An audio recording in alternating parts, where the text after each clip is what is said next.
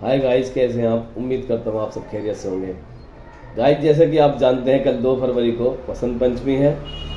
काफ़ी संख्या में लोग पतंग उड़ाते हैं, लेकिन यहाँ पे मैं एक बात ये कहना चाहूँगा बेटा कि एक तो सबसे पहले इस बात का ध्यान रखना है कि चाइना का मांझा बिल्कुल भी इस्तेमाल नहीं करना है। बिल्कुल कसम खा लो कि ये इस्तेमाल नहीं करना। मैं बेचने वाले भाइयों से भी कहूँगा कि चाइना का मांझा ना बेचें, खरीदने वालों से भी कहूँगा कि चाइना का मांझा ना खरीदें। अरे एक बात बताओ, जब तक चाइना का मांझा नहीं था, क्या उससे पहले पतंगबाजी नहीं होती थी?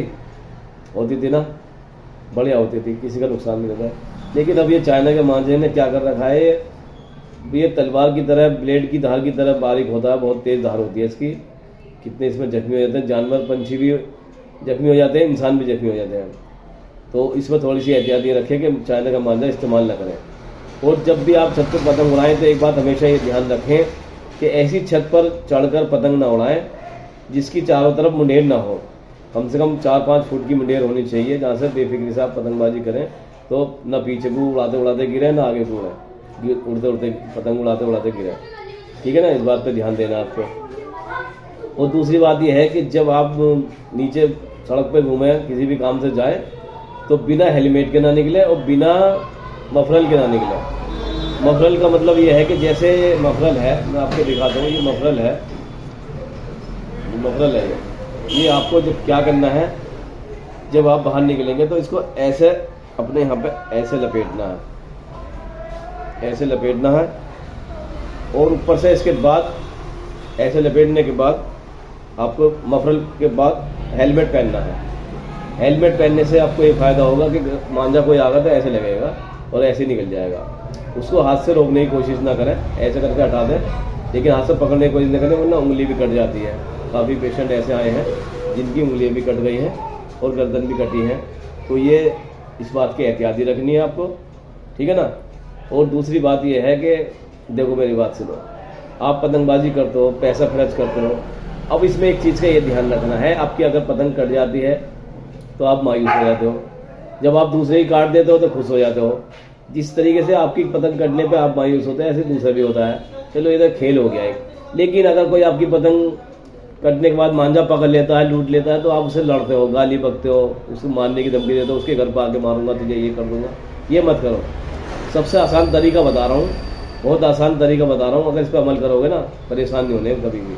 आसान तरीका ये है कि जैसे ही आपकी पतंग कटती है तो वहीं से अपने पास से थोड़ी छोड़ दो, जिसको चाहिए ले लो, फी सबिलिल्लाह। भाई किसी का काम तो आएगा, जो पकड़ लेगा उसके काम आ जाएगा। सबसे आसान तरीका बताओ। अब खींचो उसे, किसी ने रास्ते में पकड़ लिया, तुमने झटका मार दिया तो उसका हाथ कट गया, उधर से उनने झटका मार दिया तो आपका हाथ कट गया, तो छोड़ दो, सही है ना। और मांझा थोड़ा लगाओ आगे, और सद्दी जो होती है डोर ज़्यादा लगाओ, ताकि किसी का हाथ कटे ना, किसी को परेशानी ना हो। और इस चीज़ का मत सोचना कि इतना नुकसान हो गया, पतंग कट गई, तोड़ दो, छोड़ दो। जो नुकसान, तो तुमने सामान खरीद लिया, समझ लो नुकसान तो हो गया। उड़ाओगे तब भी होगा, ना उड़ाओगे तब भी होगा, वो तो खरीद लिया। तो इस बात का बहुत ध्यान देना। कभी भी किसी से बुरा दिल मत करना, लड़ाई झगड़ा मत करना, प्यार मोहब्बत से अपना पतंगबाजी करो। अगर करते हो तो कैसे, तो आलिम ये कहते हैं भाई फिजूल खर्ची होती है, इतना पैसा खाने पीने में खर्च करो, अच्छे कामों में खर्च करो। लेकिन सबके अपने अपने सोच होती है, अपने अपने शौक होते हैं, सब जानते हैं इसको। लेकिन जो कर रहा है देखो, उसे तो वही भुगतेगा। हर आदमी को अल्लाह पाक ने अकल दी है, समझ दी है कि कहाँ पे पैसा खर्च करना, कहाँ पे नहीं करना। वो उसकी मर्जी, जैसे भी करा, किसी को कहने का हक नहीं है। अच्छा, दूसरी बात में ये कहता कि बाइक पे बच्चों को आगे मत बिठाना, पीछे मत बिठाना। हो सके तो बच्चों को कल परसों बिल्कुल बाहर मत निकालो, बच्चों को मत लेके जाओ बाइकों पे। आगे बच्चा बैठा है, गर्दन को उसको घुमा, उसको कट जाएगा, लेके भगोगे तुम। पीछे बैठा, पीछे से कट जा। तो थोड़ा सा ये एहतियाती करने की बात है। तो इस बात का भी ध्यान रखना है कि बच्चों को आगे पीछे नहीं बिठाना। दूसरी और आखिरी बात बताना चाहता हूँ, वीडियो ज़्यादा लंबी हो जाएगी नहीं, कि जो डेक बजाते हैं ना, ऊपर छतों पर डेक बजाते हैं, वो अपने मनोरंजन के लिए बजाते हैं, ना कि दूसरे को परेशान करने के लिए।